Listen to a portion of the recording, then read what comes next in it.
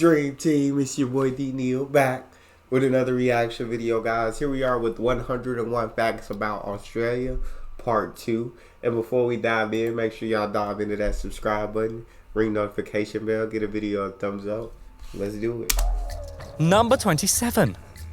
In fact, horses and cows are actually more likely to kill you over there, with them being responsible for over 100 deaths in the past 10 years. So be afraid of these guys. Be very afraid. Look at the They taking you out. The blood in their eyes. Number 28. That being said, however, Australia does have an awful lot of snakes in it, making it a place that Indiana Jones probably doesn't want to visit anytime soon. There is, in total, 140 different species of snake lurking in Australia. Number 29. I don't do snakes. I don't do spiders. I don't do most animals. To be honest, I don't. I don't do most animals. I try to stay away from animals. I like dogs. Cats are cool. I like going to the zoo. When animals free flowing, it's just I don't like flies. I don't like spiders. I don't like roaches. I don't like bees. I don't like wasps. I don't like bugs. I don't like most animals probably. Particular little slippery arseholes to look out for include the eastern brown snakes, which are responsible for the most snake deaths out of any of them. It's also rated second in the world in terms of toxicity. Oh, second? Really? Number 30. Yes, snakes are scary, and yes, that one, is killy. But actually, though, it's not quite as bad as you think. While, yes, snakes can kill, between 2010 and 2016, only 35 people died due to snakes nibbling on them. Number 31. It's a good thing to know. Once again, something else is more dangerous than snakes that you may not first think of. Bees and wasps. I'm telling Almost you. 42... don't rock with bees and wasps. Don't rock with bees and wasps. I'm telling you. 1,000 admissions to hospital between 2000 and 2022 were down to these bumbling bastards and anaphylactic shocks. Oh my God, he's evil. insane. Look at him. He's insane, dog. Number 32. He's wild. In fact, even more than bees, you should be scared of thunderstorms. In November of 2016, rising temperatures in Melbourne started a thunderstorm, which in turn caused a mass thunderstorm asthma event. Number 33. Y'all do got the bush floods. I mean, the bush fires and the floods. And now we talking about thunderstorms, too.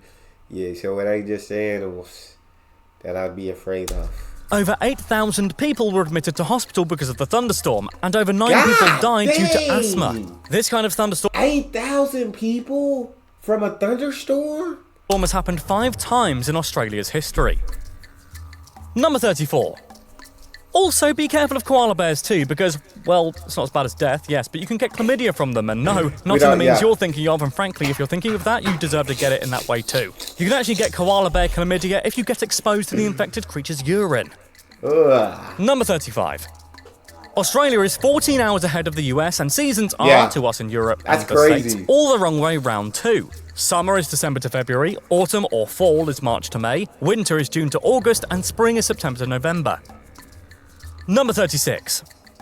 This means Christmas is in summertime for Australia, but there aren't really any massive differences into how it's celebrated. Santa might have to wear a mankini when he goes down there, though. However, for Christmas dinner, instead of turkey, Aussies apparently eat prawns, and lots of them. Number 37.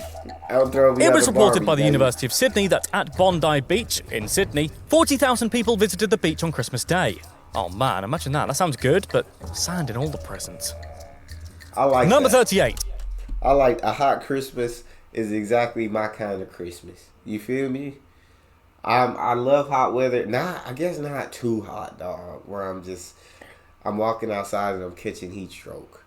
Give me about somewhere in the upper 60s, lower 70s, somewhere in that range. It's absolute perfection for me. In fact, in a record only they could probably ever win, Australia won the world record for the most number of surfing Santas at any one time. If you want to try and beat that record, by the way, it's 320 Santas you need, just in case you want to try it in. Of course, Australia's won it. Number 39. It's a slight cliche, yes, but Aussies love alcohol.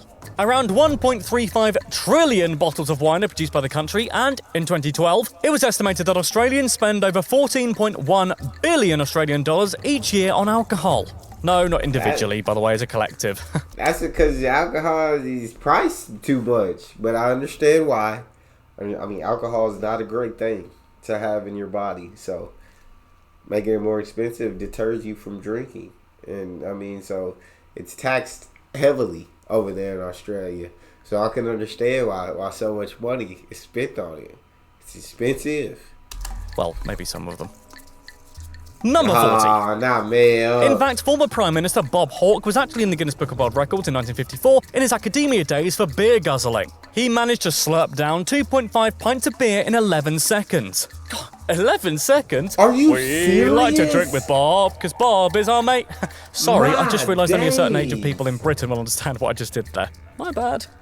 That's crazy. Number 41. They loved to drink so much that in 1965, Thomas Angro from South Australia invented the wine cask, aka wine in a box, which can hold up to 1 gallon of wine. The meaning of life. According to worldatlas.com, obesity is a little bit of an issue in Australia. It's ranked as the 26th most obese country in the world, with 29.9% of the country being overweight. I thought kangaroo was meant to be leaner and better for you. Yeah, 28. Y'all is behind America. Are we number one? I know we've got to be in the top 5 if we're not number one. If we're not number one, who could be in front of us, dog? That's one thing I know that we got a huge issue with obesity here in the U.S. Number 43. Those furry boots that make you sound like a caveman that were a hit about 5 years ago, Ugg boots, originate from Australia. They were given the name after the creator's wife told them they were ugly, apparently. Really? Number No way, 44. that's how they got their name. The first supposed recorded sighting of the country was by the Dutch in 1606. Dutch navigator Wilhelm Janszoon sailed to meet with the Aborigines. The Dutch charted and mapped the whole of the western and northern coastline and named the continent New Holland. But they had no intention of settling. Bit like my ex-girlfriend. Number 45. According to historian Gavin Menzies, the Chinese, led by Admiral Zheng, had already beaten them to it in around 1420. Number 46. Clearly not happy letting the Dutch and the Chinese have all the fun, Captain James Cook of England then sailed over in 1770. He mapped the east coast, which he named New South Wales, and claimed it for the British Empire. What can I say, we were greedy back then. Number 47. The British government then sent ships to New South Wales. See, look at them go, whee! When they settled, well, they probably put the kettle on first, but then after that, a flag was raised on They probably put the kettle on first, but after that... Cove on the 26th of January 1788. Number 48. In case you recognise the date of the 26th of January, Australians, it's Ellen DeGeneres' birthday, but also the country's National Australia Day. Let's go. Throw Number an extra 49. shrimp on the Barbie. An extra prawn. We don't do shrimp. The indigenous population was between 75,000 and 1 million in 1788, but began to decline over 150 years following the settlement. Many died because of disease, but many were also killed in conflict with the new settlers. That's Number wild. 50. The British used to send their convicts and felons all the way over to Australia to prevent overcrowding in British prisons. However, you didn't really have to do all that much to warrant the penalty of being sent to the New World. Petty crimes like stealing used to get you killed, but instead they just relocated you to the other side of the world. There you go. Number 51. More horrible crimes like, vicious murder would still be punishable by death. So actually it was mainly people like thieves and people who had damaged property who would be sent there rather than the worst of the worst. Wait, why are we showing a picture of Suicide Squad? They're not even that bad. They weren't that bad. Number They weren't that bad, if I'm being honest.